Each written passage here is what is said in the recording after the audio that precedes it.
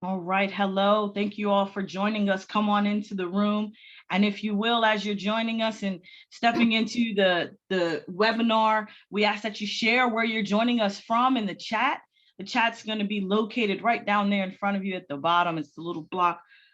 Go ahead and put in the chat where you're joining us from. We'd love to know a little bit more about you. Hello from Durham, North Carolina. What's up, North Carolina in the house? Oh man, there's a lot of people.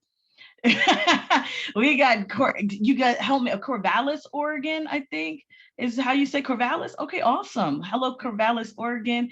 We have Detroit, Dublin, Ohio, Savannah, Georgia in the house. We have Erica from Silver Springs, Maryland, Atlanta coming through. Ladies, okay, they're from everywhere. So we have Tampa. Come on in. If you're just joining us, join on in. Get comfortable. We're going to have a great discussion today. And throw in the chat where you're joining us from. Josephine County, Oregon is in the house. Seattle, Macy, Ocala, Oregon. You guys know where it's at? I don't know. Macy, Ocala, Oregon. College Park. Fostoria, Ohio is in the house. Wow, that's a lot of places. I have some bucket list stuff to add, I think. Sherwood, Oregon is visiting with us. This is great. Hey, Oregon ladies. That's what Mandy Seeley. Hey, Mandy. Hey, Oregon ladies. There we go. That's awesome. That's awesome. Well, wherever you're joining us from, keep on coming in, get situated. I hope you are having a wonderful Tuesday, 30 November. This is Giving Tuesday, if you all didn't know. I'll share a little bit more about that with you in just a few, but it's Giving Tuesday. So many of you all know I'm coming in from the military. Is my job after 20 years of service, and I had no idea there was a thing called Giving Tuesday. I'm gonna be excited to share with you all what that is as we move into our webinar. I'll give us a few more moments to get settled. Oh, absolutely. Thank you, Mandy. Absolutely, ladies. This is a blast 20 years, and what a wonderful opportunity to jump into She Should Run and do this job as the next thing in my journey. So this is great, and I'm glad you all are here today. This is a awesome webinar that we have in store for you. It's about 12:03. I'm going to jump in and get some of the housekeeping out of the way and say hello to you all and welcome, right? This is a beautiful day, and I just want to thank you for joining us for today's event. For those that know, this is the fourth and final stop on the She Should Run Road to Run series, and this one is called Finding Your Purpose in Public Leadership. I know some, I may not know all. I am Michonne Montgomery, the Director of Programs for She Should Run, and your facilitator for this afternoon. So wherever you are joining us from, we thank you for being here and sharing this part of your day with us. And as a reminder, for those that know how we get down at She Should Run, this session is being recorded because we want to offer it to people who may not be able to join us today. So it's being recorded. Keep that in mind. Closed captioning is available in the CC box at the bottom of your screen. And we also have an ASL interpreter joining us today. We'd like to invite you to use the chat, as you've been doing here, to participate in the conversation throughout the webinar. And if you happen to have questions for our panelists, there's a little Q&A box at the bottom as well. You can use that and put in your questions, because towards the end, we're going to give an opportunity to go to those questions. And hopefully with time permitting, we'll get to have our panelists answer those questions for you. So that's a great chance for you to get some of those things out and those questions, burning questions you've been having. And lastly, but certainly not least, you will have an opportunity at the end to complete an evaluation.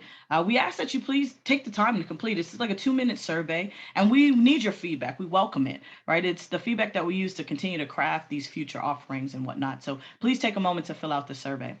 So for some of you, you may be joining us for the second, third, fourth, or fifth time. And to you, I say hello again, and thank you for your continued support of She Should Run. For some of you, this may be your very first interaction with She Should Run. And to you, I say hello and welcome. So to get us started, please allow me to share a little bit about the organization and gloss over what we'll be discussing in today's seminar.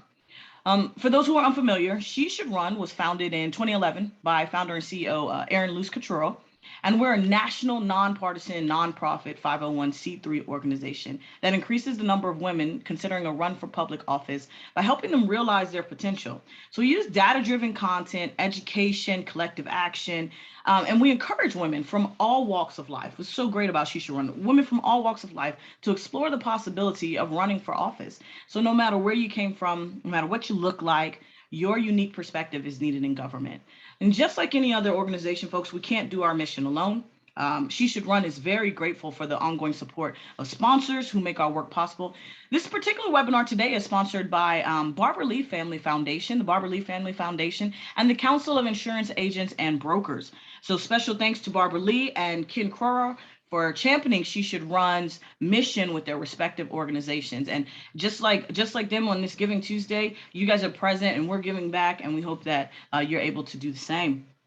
So as I stated, today's webinar serves as the final stop on the 2021 Road to Run series. Now, over the past year, we've discussed leadership, we've talked fundraising, we've talked networking, communications, and storytelling. And all of these are key elements to being a public leader. But today, on this wonderful Giving Tuesday, we are discussing how you can give back to your community by finding your purpose in public service. So whether you're a candidate, a volunteer, a campaign manager, or an activist, there are many ways to get involved in politics and make a difference. So in today's conversation, we're going to speak with leaders from the great state of Oregon who will share their stories and experiences with us and discuss the various opportunities that exist in politics and why more women are needed in public leadership, right?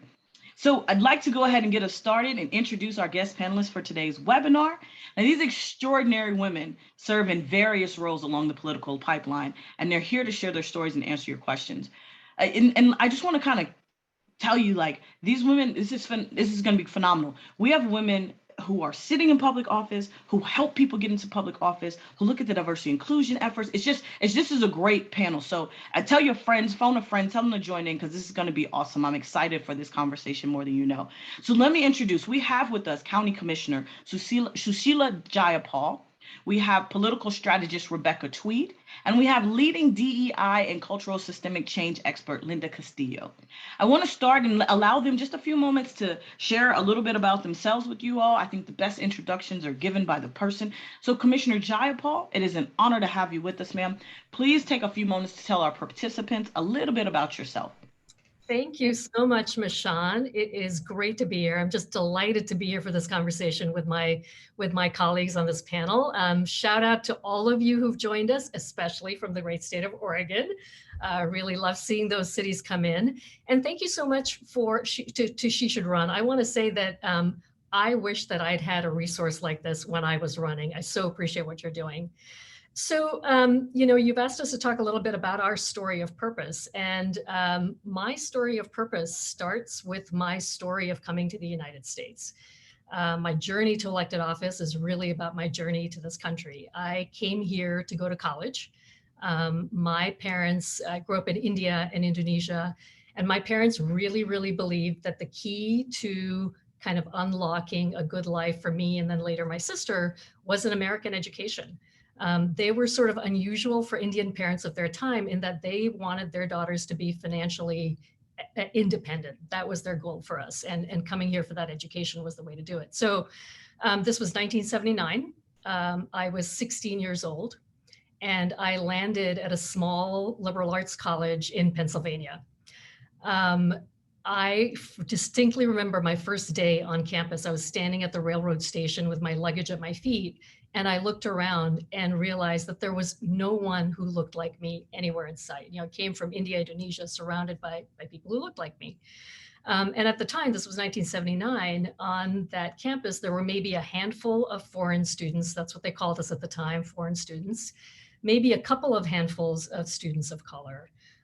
So very, very white. And the experience that I had was really that of being an outsider, of being outside the systems that I needed to navigate, the college system, the immigration system, travel, how do you get here, how do you get around?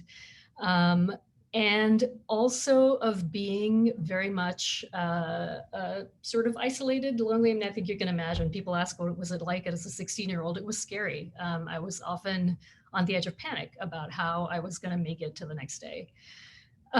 Experienced, what we now call microaggressions, what I didn't have the language for at the time. So anyway, fast forward 42 years on, I graduated from college. I made wonderful friends there. I went to law school, practiced law for a number of years. My last law job was as general counsel of Adidas America. Have two wonderful, wonderful children. But that feeling of being an outsider has been with me throughout. It's something that I carry with me to this day. And the other thing that I carry with me is gratitude to my parents for what they gave me. They are now 80 and 90 years old. They still live in India. They never wanted to move to the United States. They both have some health issues. And I see every day the sacrifice that they made because they are now alone as they enter their old age. So that combination of knowing what it feels like to be outside the systems and the gratitude for the advantage they gave me for the sacrifice they made has really been my purpose throughout, whether it was in my legal career. I worked with nonprofit organizations for a long period of time. And then ultimately it was what led me to elected office. So I decided to run in 2017, influenced a little bit by national politics, as a lot of women were, but much more by local politics and by what I saw in our wonderful community. Portland in 2017 was sort of at the top of cool cities around the country. People were coming here for our restaurants and our bars. We are hip. We continue to be hip. But really, what I saw was a community that was divided. There was a part of our community that was doing really, really well. We could take advantage of the restaurants and the bars and the coffee shops and the yoga studios. And then there was another part of our community that was absolutely not doing well. It was just folks were struggling, hanging on by their fingernails. You know, the symptoms that we saw were a growing houselessness crisis, but really that had been a long time in the making. And it was about a region that was becoming unaffordable for too many people and predominantly for Black and brown folks and immigrants and refugees. And as I saw that gap happening, what I realized was that this wasn't going to be a community that was going to be the kind of community that I wanted to live in. And that was really what prompted me to start thinking about what is it that I could do? How could I use the skills that I had developed over the last 40 years to be in further service of my community? So that was my journey. And again, it really was rooted in continuing to feel what it's like to be outside a system, to not belong, and the gratitude that I wanted to pay forward. You asked us to talk a little bit about just the nuts and bolts of how we decided to run and how we made that happen. My process was pretty quick. I started thinking about it early in the summer of 2017. And the first time the thought occurred to me, I sort of dismissed it. I'm an introvert. I never thought I would want to put myself in the public space this way. I was going to find another way to serve.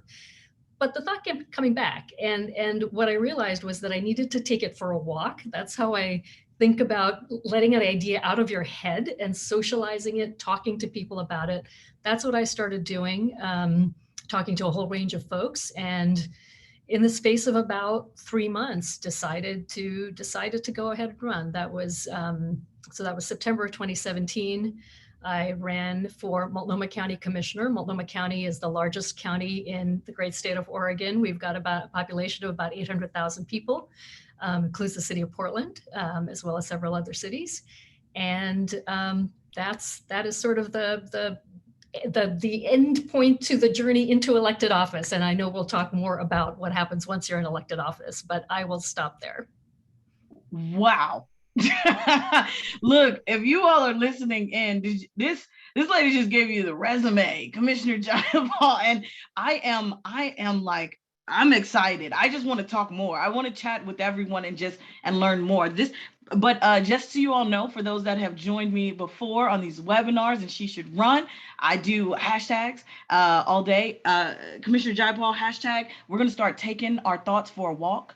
Okay, all day. I absolutely love that. My thoughts will now go on walks. Thank you, ma'am. And I'm so excited. This is great. That was a phenomenal introduction. And I thank you for your honesty. I'm so excited to dive into discussion with you all.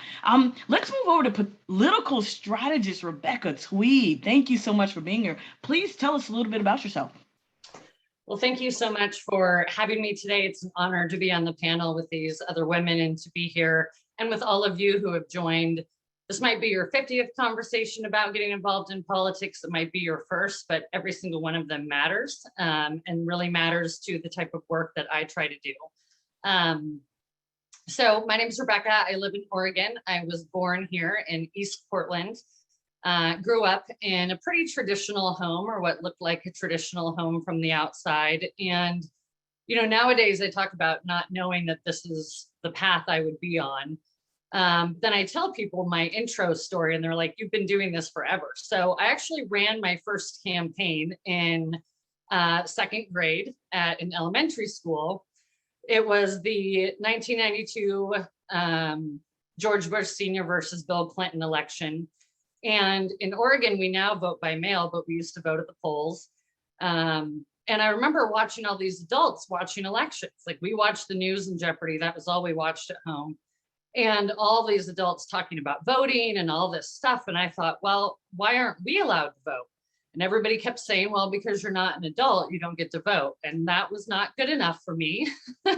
So I set up an election in my elementary school gymnasium, got permission from the principal, had people give speeches, set up the little polling booths with Lisa Frank erasers and number 2 pencils. I mean, and Post-it notes, and we've all been there, right? And held an election and talked about the importance of voting and why we had a right to vote, and we were going to march to our own drum. And I was 9 years old. Bill Clinton won the elementary school election by 17 votes. Pretty sure that's what, set the course of the nation, but whatever. And really, honestly, like, ever since then, I've really been engaged and interested in politics. That was the same time as the Gulf War. And 9-year-olds don't have an understanding of that, but I was fortunate to have parents who sat me down and said, here's what's happening. Here's why it matters. Here's why it matters that your parents served in the military and your grandparents served in the military and what they're fighting for. So I decided from a young age that that's what I was going to do. I was going to be involved in changing the world, whether that was through politics or being a district attorney or something. And over time, that journey has changed as I've grown up and experienced my community a little bit, but it doesn't just come from my parents saying, we want you to be involved in politics. They never actually said that. I mean, I think my dad would have preferred I went to college in Oregon and grew up on a ranch like he did and had that life. But what they instilled in me was the importance of taking care of each other, that we don't take anything for granted, that none of us can count on what we have today, tomorrow, and that everybody is special. And so also from a young age, every holiday, we went down to the Union Gospel Mission and we served meals with the homeless. Through our church, we took in families and kids. And through school, I was a peer leader and involved in helping other students that didn't have parents at home to teach them.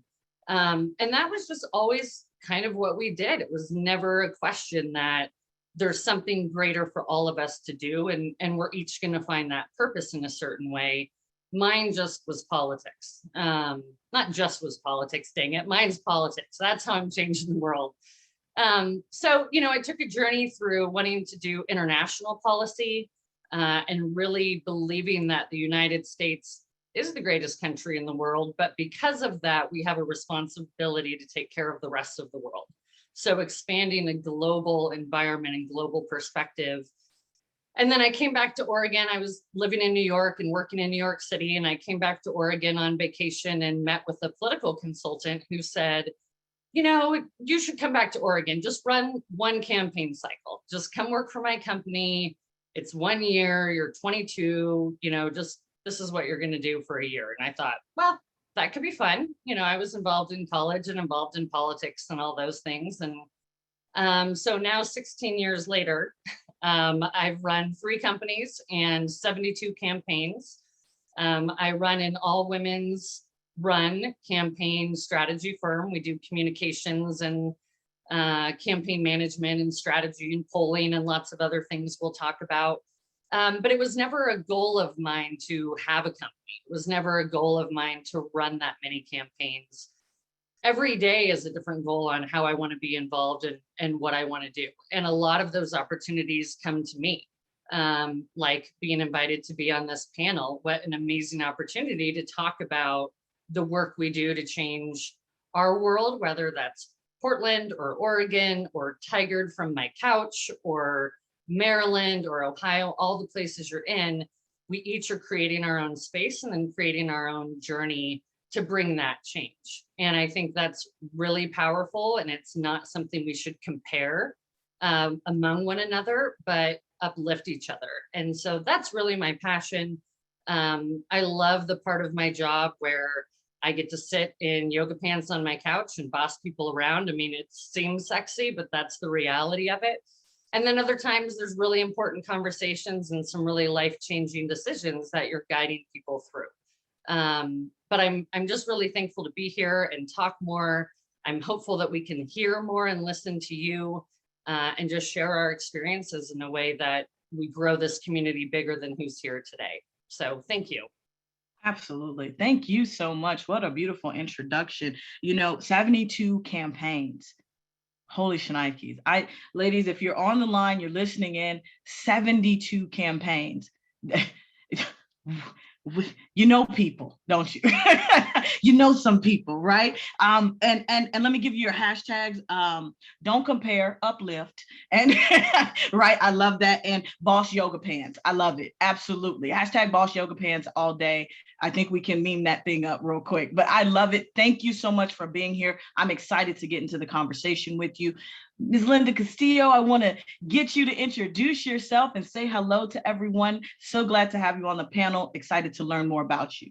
Yeah, absolutely. Good morning. And thank you so much for this invitation. It's so exciting.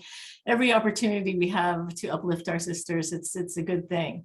And so my name is Linda Castillo, and I am the daughter of farm worker parents who came from Mexico and came with really not much education, less than a high school education, and got to work when they came to the United States, wanted to raise a family, wanted to be successful, wanted to thrive here. So I've always come with this kind of this mentality and this belief of the importance of really supporting our community and how necessary it is for us to really understand the immigrant and refugee experience that many of our communities have. That's what our country was founded on, the settlers that came into this world. And for me, it's been always that perspective and that mentality that has really led me to find my purpose in the work that I do. Initially started with a focus on mental health, because in our community, there's so much challenges and depression and anxiety and all of the issues that communities face based on the kind of the cultural racism that exists in the United States. And it had a pretty heavy impact in our community. I was also raised with an aunt who was very involved in the Chicano movement, farm worker boycotts, protesting police brutality. And so for me as a prepubescent child and an adolescent, this was like very eye-opening and also a serious kind of childhood for me to grow up in. And so it also led me to think about what are the implications of this kind of environment that our community has. So that's what drove me into mental health.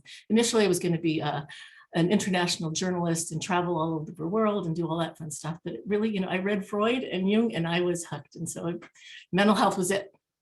And so I began to focus my practice on working with immigrant and refugee families, particularly families where English was their second language, to work with them, because my goal was the healthier that the family could be and thrive, the healthier that our community would be. And so really that was my focus to continue to do that. So for a long time, I served as a mental health provider and then supported other mental health providers.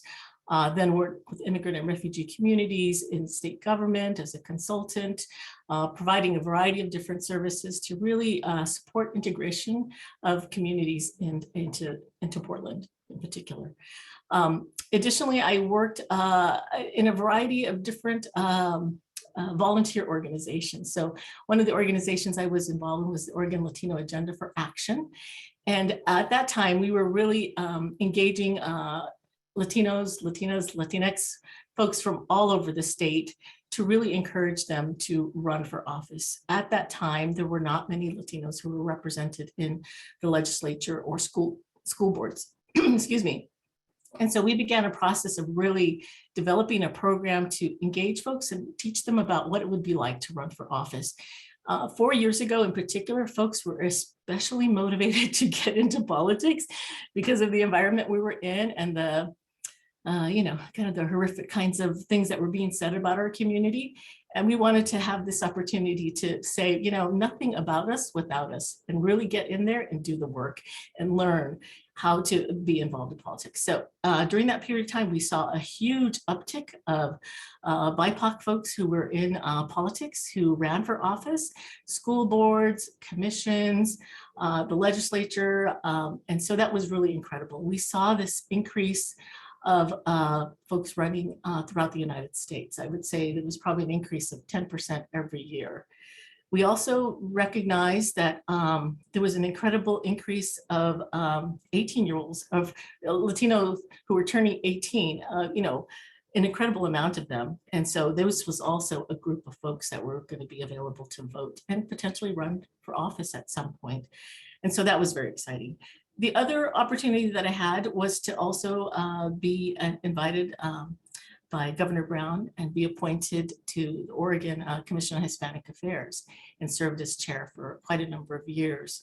And in there, this was another opportunity for public service to raise the profile of the need of mental health services in the state of Oregon for Latinos and really for immigrant and refugee and second language individuals to really receive those types of services.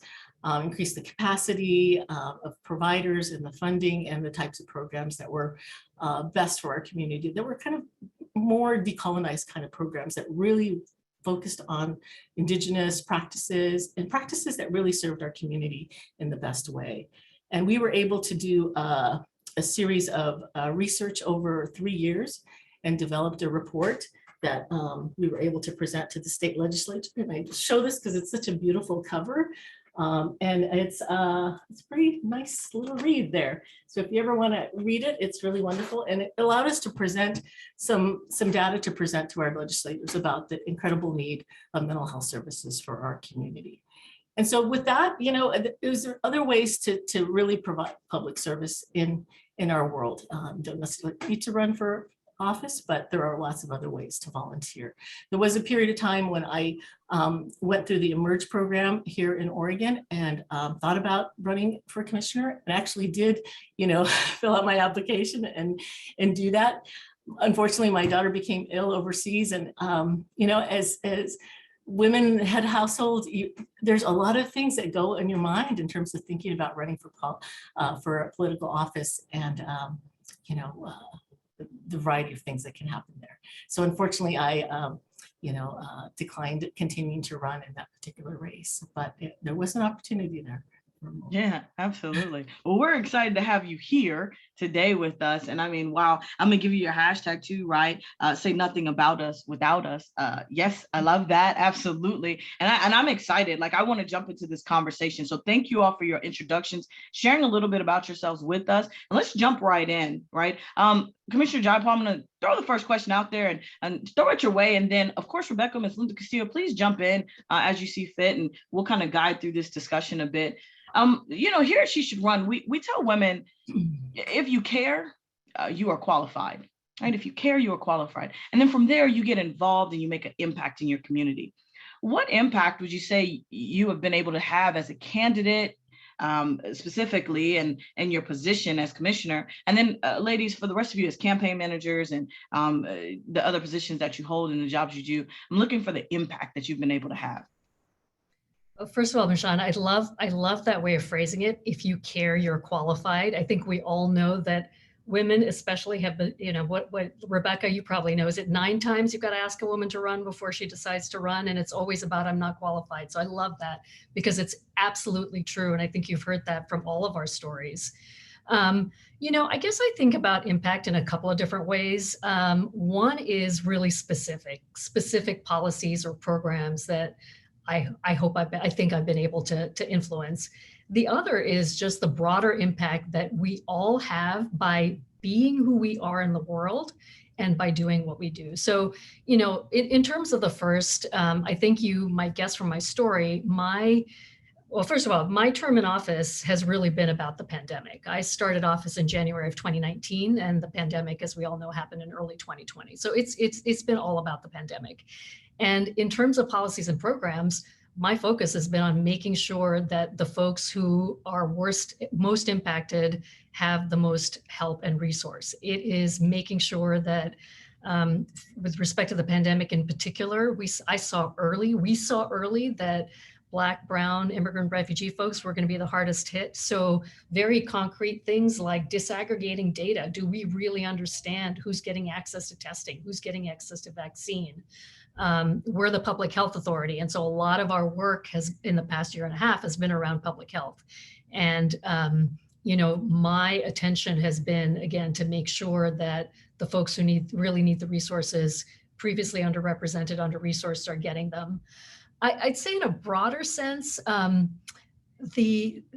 am privileged, for those of you who don't know Multnomah County, I am privileged to serve on an all-woman board of commissioners. It may be the only one in the country, I'm not sure, but it's certainly one of the very few. And we are majority women of color. This is an extraordinary privilege for me. And what I've seen is the impact that it has on our constituents. I mean, literally last week, there was a woman who came in to testify about a particular issue. And she started on her testimony, and then she sort of stopped. And she looked down at her papers, and she was clearly trying to compose herself. And then she looked back up and she said, I didn't realize it would feel this way to look up and see all women. We were in our physical boardroom at this point, so we're at the dais and people giving testimony in front of us. I think there's a visceral impact that it has on other women and women of color to see us in these positions that has an impact that is profound and that I'm not sure that I can adequately describe. So those are some of the ways in which I believe I've had an impact. I just want to jump in really, like the chat is like awesome, hand claps, hearts, goosebumps. I can only imagine, being that person sitting there and looking up and seeing, that room and it looking like that. I can only imagine what that person felt, forget the testimony, let's talk, right? Can I just talk to you all? That's amazing. Wow, that's some beautiful work you all are doing there too. Like, and I love it. I love the impact. I love the focus. Rebecca, you want to jump in here? Absolutely. Well, as a strategist, that's a fancy way of saying I run campaigns, right? And sometimes that's campaigning from my couch. Sometimes it's in an office as the manager. There are different terminologies to it. And so it's really easy to take a question like this and talk about the win rate, right? How many campaigns I've won, or the 72 and the experience and the resume. But for me, what keeps me coming back to the work is that it's probably not that hard to believe, but it's hard to say out loud that 15 years ago, women were not at the table to run campaigns, right? Or they ran a campaign and they stayed for one cycle and then they had to move on because the pay wasn't good enough, or their partner had to move jobs, or something changed, or we were the ones taking notes, right? And 15 years ago, I sat in a room with a bunch of old white guys who are awesome and do great at their job. And they were talking about how they need to speak to women about education, middle-aged women, like 35. At the time I was 22, so 35 was a long way off. But I thought, well, I care about education and I'm not a mom and I don't have kids and I don't want kids, but here is why. So I raised my hand and said, I think we have to dig deeper. And from raising my hand and having that conversation, I created a program that does voter ID work specific to different populations, whether it's BIPOC or it's women, and it's on these issues so that when you get a poll or something and somebody says, well, I care about education, we don't just move on. It's like, well, what is it about education, right? It means something different to me than it does to Shashila, than it does to Linda, than it does to everybody here, but we all have a right to care about education. And I share that story in that I think the impact of 15 years ago, not having women around the table, not having or knowing of organizations like She Should Run, not having places like the Center for Women's Leadership at PSU that encourage women to get involved. We just didn't have those things. That's changed now. right? And I run a company that has 5 women that are across the political spectrum and across the age range and across experience, because they cared about getting involved. And that's bringing up the next generation of people that are involved. It's just a different way of bringing up a generation than we normally hear that term, which is familial. And I think of it in a professional and political standpoint. So, I think there's a lot of different work that can be done in the space, but I think just being in the space and raising my hand was the start of an impact, which is why all of us are here today. And so that to me matters more than how many campaigns I've run. It's just, even if you've run one, that has a huge impact too. Absolutely. And, I like 100% spot on.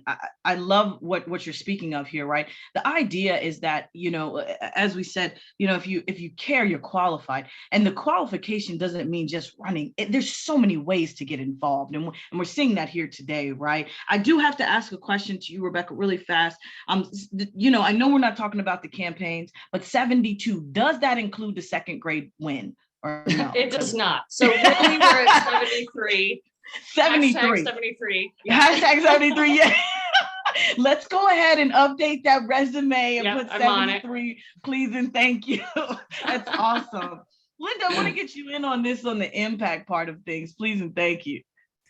It is so funny. As women, we are always, from the very beginning, organizers, strategists. We're politically involved. We're moving and shaking, and just haven't validated. Excuse me, it's just a frog in my throat today. Validated the experience and the energy and the creativity that we have to run things, and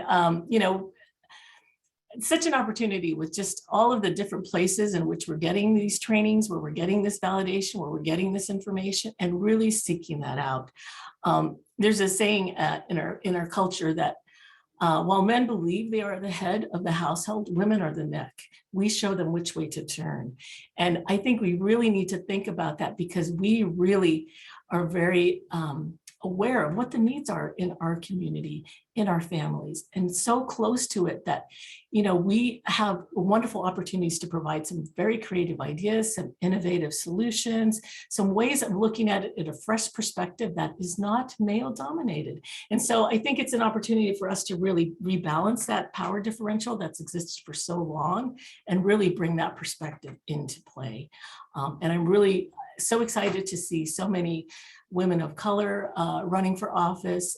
In Oregon, we've had so many women who've run for office. It's really changed the dynamic at the state level. And that's really been very important. Yeah, absolutely. I mean, thank you all so much. I think that's a great way to lead us into this. And you guys are right. Like the idea here is these organizations, as Rebecca said, a lot of this stuff didn't exist. And now you look around and there are so many opportunities to get involved in so many different ways, right? She Should Run is definitely one of those places, and there's so many more. So, but it does change things. We need women at the table. We need these conversations to have more comments and more thoughts and more inspiration from women, because listen, there's perspective here that goes far beyond what we've probably been seeing and hearing for the last however many years. And ladies, that's all of you on the line. That's you. Right? That's everyone here today. That's you. You have a voice, and we want you to bring it to the table. Let's jump into the next question. This one comes from our participants. Rebecca, I want you to start us off here. Everyone here has a huge responsibility in your respective roles. And so our participants ask, what's your day-to-day like? What are some of the responsibilities that you have? And, mostly, how in the world do you all manage it all? How is this happening? Yeah. For about 3 weeks, it looks like we manage it. And then I would guess that everybody else has that day of a crash where you trip on your carpet and burst into tears and the world's over. At least that's how my schedule is. One skill set I've learned in my work is that it changes every single day. And that's one thing to love about it. But in order to have the flexibility, you have to create your own structure, right? For me, my day-to-day, don't copy it necessarily, but I get up at 3:30 in the morning. I spend about a half hour kind of setting my intentions for the day. I work out, I walk my dog. And the reason I do that is, one, I just love mornings, but two, my entire day is giving energy, right? There are days where I will work 12-hour days and never open a Word document or a project or get anything done that's tangible because I'm talking to people and serving them all day. I talk to my clients every morning. I talk to my staff all day long. I talk to the staff of my clients all day long. Sometimes we share memes. Other times we're swapping press releases. There's usually an interaction with a member of the press once a day, off the record or sending something on behalf of a client. And so I will work. It's not a campaign cycle right now for me, even though I have political clients, but next year is the election year. Right now I can pull off, getting out of work at 6 o'clock at night and kind of ending the day at that time, and setting some boundaries. The election cycles are always a little bit different. But I think the important takeaway I want to share, because I don't want to take up all the time, is that you have to set up a structure that works for you. And that takes time to learn, and it will change. When I first started out, I had to work 20-hour days, not just because I'm a woman, but because you're in a campaign world and that's what you have to do. And you're first one in and last one out, because doing that and saying yes to those opportunities allows you to then a little bit down the road say, I'm not going to work 20-hour days, or I'm not going to do this, or this is how I'm spending my time now. So really finding a structure that works for you and making sure that you include some self-care there. I broke away from the question of what my days look like. But I think, if I had to encapsulate it, it's that my whole day is giving energy to other people. It's phone calls, it's staff check-ins. And so coming off of that and figuring out how can I get that energy back is really, really important. That's huge though, Rebecca. I don't want to overlook that, right? We did a webinar on mental health recently, and that was a huge part of it. And I imagine Commissioner Jayapal, Linda, you guys can attest to this. You have to take care of yourself when you're talking about stepping into this arena, whether it's as a candidate, as a, in serving in public office, but when you're talking about giving to other people, you've got to make sure you're filling your cup back up. Commissioner Jayapal, I want to hear a little bit about your day-to-day specifically. You're over there, my goodness, my goodness, what are you doing in your day-to-day here? Well, my day-to-day, somewhat like Rebecca's, is entirely with people. It's entirely public facing. So my day, and every day is a little bit different, but it might be, we have 2 public board meetings sessions a week. And so that is being in our boardroom, hearing testimony or being briefed on particular topics. But then the rest of my days are meeting with folks. I am meeting with constituents. I am meeting with organizations, nonprofits that the county contracts with. I am meeting with county staff to learn about particular issues. I'm going to events, either Zoom events or back in real life events to support organizations that do county work. And while that, it's fascinating, and every day is different, even though it sounds as if then all the days are the same. They're different because of the wide range of subject matter that counties deal with. So I might go from talking about our jails to our health clinics, to houselessness, to elections, to bridges. We run some bridges, so transportation. So it's wide range of subject matter, and it is all public facing. And I mentioned earlier that I'm an introvert. So when I think about what does that mean for me, I love it. Being an introvert does not mean that you don't like people. It means that you need time to recharge. And so what I have learned, and I really kind of learned this during my campaign and got comfortable with saying to people, here's who I am. Here's what I need. I love this. I will talk to people all day long. And then I need to be sure that I have a couple of hours of downtime. I need to be sure that I get a run in. Running is fuel for me. Everybody has something else. But I think what I have learned is to be very explicit about what it is that I need, because if I'm not explicit, it's not going to happen. And if it doesn't happen, it is no good for anybody. So right. That's my next hashtag. If it doesn't happen, it's no good for anybody. But that's what I leave you with. I love it. I have to put the hashtag if it doesn't happen, it's no good for anybody, right? Hashtag downtime, right? This is huge. And Kathleen, if you can find the link, if you're not a part of the She Should Run community, please join the community and go to the webinar. Find a webinar where we talked about mental health. It was a huge thing. And this is about purpose, but like that purpose includes understanding yourself, who you are. And just like Commissioner Jayapal said, listen, I need to know me so that I can know how to recharge me. So if you're an introvert out there, don't be afraid, because listen, you just need to figure out your mechanism to recharge yourself so that you can be of service to others. So there's nothing to hold you back here, right? There's nothing to hold you back from getting involved one way or the other. Linda, I want to throw a question your way. Women make up 51% of the population, and women as a whole hold only 21% of elected office. Now, you spoke a little bit about this earlier, but I kind of two-part question here for you. Why do you believe we need more women in public leadership? And are we seeing an increase in the BIPOC population and refugee participation in politics? And you spoke a little bit about that earlier, but definitely dig in here and show us what you're seeing. And Rebecca, I'm going to throw a question your way, kind of specific to Oregon and politics. Yeah. I mean, we definitely are seeing an increase of women in running. And part of it is programs like your program, like Emerge, like a variety of other programs across the United States, where women are getting the information and the training, and most importantly, the networking. So we're being connected with each other across the state and across the country, and we're learning from each other and supporting each other and finding opportunities for each other. So it's an incredible network. And so I think that's part of why we're starting to see an increase of women in political realms and public service. Because we're really starting to see there is really a niche for me and an importance of having our voices in these spaces, because decisions are being made about our families, for us, for our communities, that are not healthy for us. I think they in many ways affect our mental health, affect our physical health, affect our financial health. And we really need to be in there to really take hold and make some significant changes that really take care of us and take care of our community. So we're starting to see that uptick. We're starting to see BIPOC communities also, an increase in their service as well, because also really a greater understanding of dominant culture and, racialized trauma and all of those things that happen. So people are really starting to understand, if we're not in those spaces to make those decisions, these structures and these systems will continue to be pervasive. And so we need to be in there and educate and transform.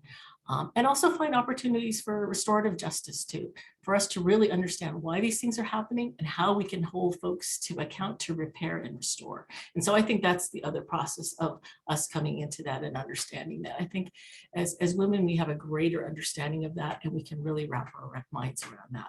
Absolutely. Incredible. Yeah. Absolutely. Thank you for that. I appreciate it. Rebecca, you want to throw something in there? Oh, no, but you said you'd call on me. So Yeah.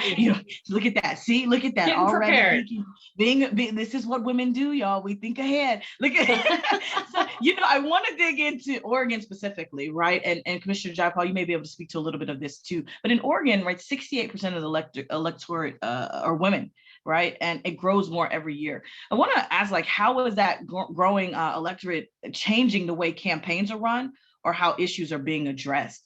And that's specific to Oregon, but even if you see it on a national level, like what's changing with campaigns when we see more women stepping into the space?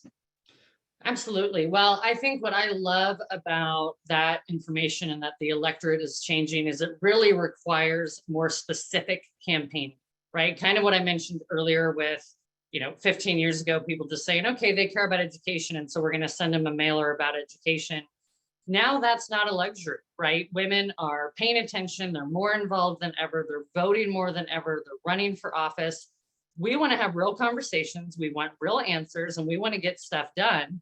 And we only want to elect people that follow those same principles and have those same character qualities. And so for me, the way that I'm changing how my campaigns are run is first to listen, right? To understand what the issues are, because women in Tigard care about different issues than women in Corvallis, Oregon. Dramatically different. We have totally different lives. You could be 38 with 2 dogs and a hedgehog like me, and our lives are still totally different. We have different issues. How do you run a campaign for me and for the woman who joined from Corvallis? And so for me and observing how the state is responding, it's really requiring campaigns the way they should be done, which is not making assumptions and having real conversations and getting to the real issues. And I do think that over the last 2 years of the pandemic, the conversations about the roles that women play in every part of our world, in every industry, whether we are at home, whether we're business owners, whether we're teachers, whether we're struggling to provide for our families, the issues that we've been facing for a long time are coming to light. Now, all of a sudden, people want to talk about how hard it is to be a working parent and have kids in school, because now you've had to see that in your face. Now we're talking about how hard it is to lose your job and worry about providing food for the table. That's been an issue we've dealt with for a long time. People talk about crime in Oregon and whether it's hard to walk down the street as a woman. That's got nothing to do with the last 2 years. It's always been scary to walk down the street alone. How are we changing the conversation about issues that we've known have mattered? And those issues are changing too. So I'm excited about the way that campaigns will be run, but they are different. And we need women running them. That's more important. We need to be the ones running the table and having the conversations and saying, these are the issues that matter and here's how we talk about it. And now we're going to go run your campaign. And then we're going to get you elected, and then we're going to make sure you do everything you said, because we're women and that's how we work. I love it. Hashtag we're women and that's how we work. I love that. Commissioner Jayapal, any thoughts there? Yeah, I'll just add a couple things. One is, yes, the percentage of women in the electorate in Oregon is, and around the country, I suspect, is growing. I'll say that in Oregon, we have a phenomenally woman-led government. We have a woman governor, we have a woman secretary of state, we have a woman attorney general, we have a woman speaker of the House, we have a woman House minority leader, and as I said before, we have an all-women Multnomah County Commission. So we're doing phenomenally, thanks, I think, to resources like Rebecca and her colleagues. How does it affect things? Again, it's sort of like my answer about impact. There are specific policy kinds of impacts that it has, and Rebecca mentioned some of them. I'll add a couple. We just passed in Multnomah County preschool for all. We are funding free preschool for all 4-year-olds. This is a huge win for women, for everybody, and for women in particular, right? So we can look across a range of policy areas and see where Oregon has, yes, wow, I see, thank you, Michonne, I see it's your comment, wow, yes. Substantive policy areas, and then I think it also has made a difference in terms of how campaigns run. I do think that there is a community centeredness when we have so many women running. Women lift each other up. There's a different feeling among women candidates, and I think it leads to more productive campaigns in the sense that we can set aside some of the bullshit, frankly, and be authentic and be real and be connected in a way that's different. I experienced that with my campaign. I had so much support from women that I did not know before who came around me and lifted me up. So again, a policy impact and then just kind of environmental impact is, I think, what we're seeing and going to continue to see. Awesome. I think that's phenomenal. And you ladies are great. I really, can y'all believe it's already 53 after? I'm like, I'm over here, I'm looking through questions and I'm like, I don't know what to do with myself. I want to ask you all so much and talk so much. I do want to give you an opportunity, and thank you all for all of the awesome comments. I do want to give you an opportunity to share some advice with women listening in today, who want to get involved, but they're not sure what direction they should go. Should they be a candidate? Should they be behind the scenes? Should they be volunteering? Where should they go? Ms. Linda, I want to start with you, and then we'll move our way through everyone and wrap things up. But I want to let those know who are listening in. If you had questions, what I'm going to do is take those questions. I'm going to send them over to our panelists and get you some answers, and we'll get back with you. So Kathleen can get with you, get your information, and we'll get these questions answered for you. This time flew by. But Ms. Linda, any advice you have for the women listening today? Where should they start? Yeah, so I think it's really taking an assessment about what you're interested in and what is your passion. Maybe taking some opportunities to go through some leadership programs and be around folks and be invigorated and inspired about different kinds of work and opportunities. And as I said, public service is very broad. It could be being on a board. It could be being on a commission. It could be on an advisory council. It could be on a school board, which you would have to run for.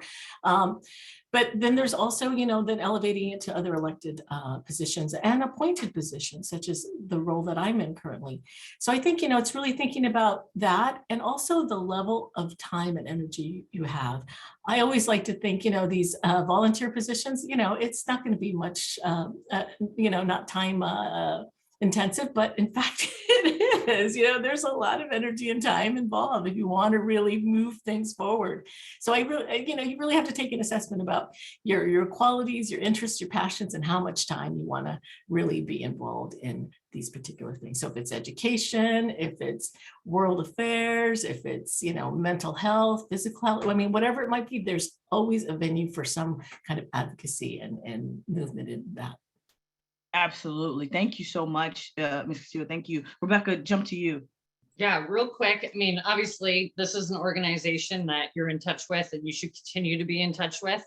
Find other organizations like this.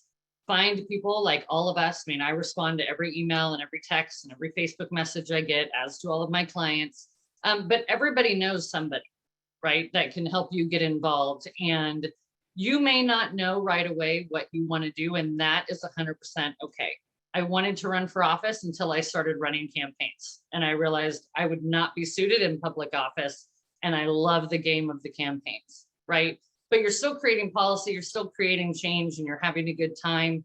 There are a lot of people that really, really need to run for office, and they need to be put in touch with somebody or an organization like this that can tell them how to do it. But there is a resource for everybody. You can find the right path, and it might change and it might be different, but you should be on it. You deserve to be on it. We've got to get over apologizing. We've got to get over using words like just. We get to own the space that we create, and there are people that want to support that. So find them. Make sure folks from, Michonne or Kathleen have your information. I've been trying to answer questions as we go, but I'll get the list of everybody who sent them in and send you an email with it. You don't have to know people to be networked to the right people. It's not fancy. Just reach out to somebody and they know somebody. I absolutely love that. You don't have to know people to be networked. There's a host of people, and there are so many people that just want to help you. They just want to help you. It's eye-opening to know that so many women just want to lift other women up, that they exist. Find them. And She Should Run is definitely one of those organizations. And there's so many more. Absolutely. I love it. Thank you, Rebecca. Commissioner Jayapal, we're going to end it with you and your thoughts, please. And thank you. Yeah, real quick, two things. One is think about what you want to do, what you want to accomplish, and not so much who you want to be. In other words, sometimes, a lot of times I get folks who say, I want to be a state senator. I want to be a county commissioner. Think about what the changes that you want to make happen, and then figure out what the best pathway is to get there. And it might not be elected office. It might be any of the range of things that we've talked about. The other thing I would say is, as you're deciding among opportunities, and you will have many, many opportunities, you'll try things. As you're deciding among them, think about what is the thing that you can't imagine not doing. So what I mean by that is I have incredibly frustrating days. I have days when I wonder, did I accomplish anything with my time today? But when I think about not doing what I do right now, I can't imagine that. So that is a way to figure out, that's a way to connect to your purpose. And that's what's ultimately going to get you the change that you want to create. I absolutely 100% love that. I'm hearing what's your why. Thank you, Rebecca. What's your why? That purpose, ladies, it's out there for you to find, navigate, and craft, whether it's as a political strategist, DEI expert, as a commissioner, whatever it is, the lane is out there for you, and we want to help you get there. We are so grateful to our panelists for taking the time out of their busy schedules to share their experiences and expertise with us today. Ladies, I thank you. We're also grateful to each one of you who are on the line attending, and asking those thoughtful questions. If we didn't get to your questions, put it on the moderator. I will get to you. Please send your information to Kathleen, and we'll get those questions over and get them answered to you. On behalf of our founder and CEO, Erin Luce Couture, the She Should Run team, and the community, We thank you for being here today. So listen, you may be asking yourself, what's next? If you're feeling energized, you're ready to take on the barriers to women's representation in elected office, and then we invite you to join the She Should Run community. We're kicking off our holiday hustle starting 6 December. Join into the community, join the holiday hustle, and develop some leadership skills over the next few days in the holiday. It's going to be a great opportunity. We're going to dig into networking, fundraising, communication, and things like that. Join us. We want to see you there. Kathleen has all of that information, and she's got the links in the chat. We want to see you. Now, before we wrap up the webinar and go back to our day-to-days, let me just take a moment to invite you to pass the virtual hat, right, in support of She Should Run. So today, I told you in the beginning, it is Giving Tuesday, and this is a worldwide celebration of generosity. And it's an opportunity for everyone around the world to come together through generosity in all its forms. That could be sharing acts of kindness, giving your voice, your time, your money, goods, and advocacy to support communities and causes. Folks, first off, I had no idea there was a whole day on giving. Who knew that, that a whole day existed around just being kind? This is now my new favorite day and holiday.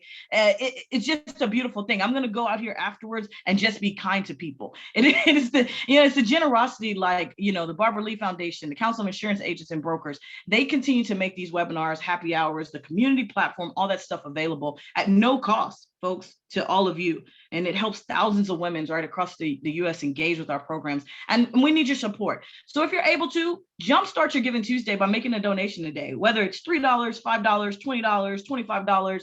Know that every dollar She Should Run raises, we put it towards moving the needle to see. And if you didn't know our mission, 250,000 women running for office by 2030. That's our mission and that's our vision. So if you can, we'd love to have you jump in, donate something. And as a reminder, we are a 501c3 nonprofit, so your donations are tax deductible, right? So Kathleen, she put the link in the chat box. Use it if you want to. I know we can count on you. Don't forget the surveys. And just remember this, folks, no matter where you came from, what you look like, your unique perspective is needed in government.